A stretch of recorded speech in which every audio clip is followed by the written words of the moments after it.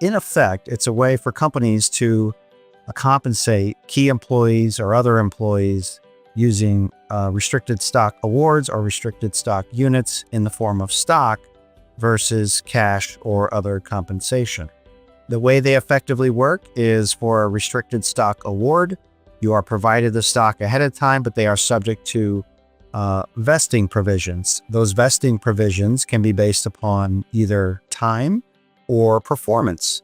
Same thing with restricted stock units. However, the difference is in that case, the company keeps the stock until those metrics are met, and then the stock is actually delivered to the employee.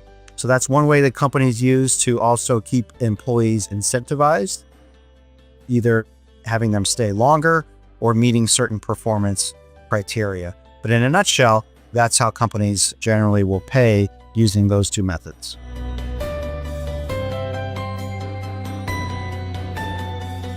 Basically, the way this works is upon vesting of these particular shares, now you have the rights to these shares. Generally speaking, unless we do an 83B election for a restricted stock award, which I'll talk about in another segment, you are taxed based upon the value of the stock at the time of vesting. So when you actually earn the stock, either time-based or performance-based, and that's when you actually pay the tax on the stock. And that tax is based upon the fair market value of the stock at the date of vesting, basically whatever it is on the marketplace at that time. I should also note that the withholding rate, the federal statutory withholding rate on the vesting of both an RSA and an RSU is at 22% federally. Most people that receive these shares are generally over that particular rate. So you want to be mindful of the fact that when you have a vesting event, you may want to just make sure that you have enough paid in, consult with your CPA, because generally you're going to have a shortfall there between whatever your ordinary tax rate is and the 22% statutory rate.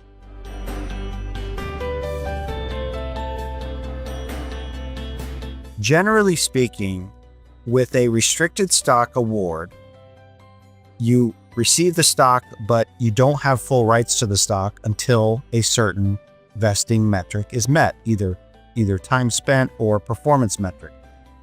With a restricted stock unit, an RSU, you don't receive the stock until the vesting period is either met or, again, performance unit.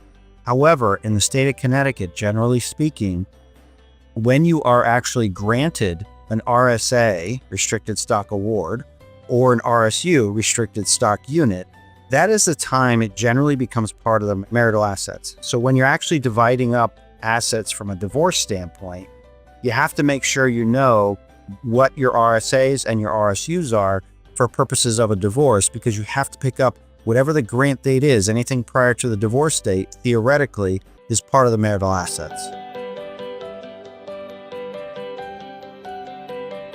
Well, first of all, let's understand what is an 83B election. An 83B election relates to a restricted stock award. Now remember, what is a restricted stock award?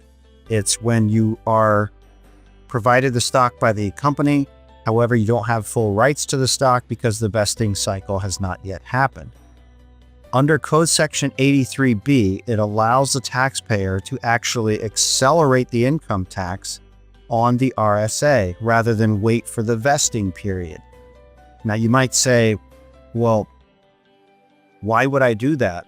The reason for that is if the restricted stock award is at a low value today, you may want to do that to trigger the income tax on that today, which starts a couple of things. One, you've now established the cost basis at a lower level.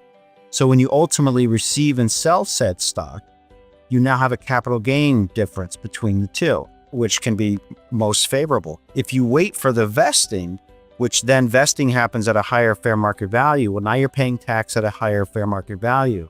So it's a way to actually pay the income tax early, which starts your tax basis and your holding period so that you can get a better return later. Something to consider. Doesn't always make sense. It just depends. But typically it's great for startup companies or companies with very low value at the time of the valuation on RSAs. Something to think about.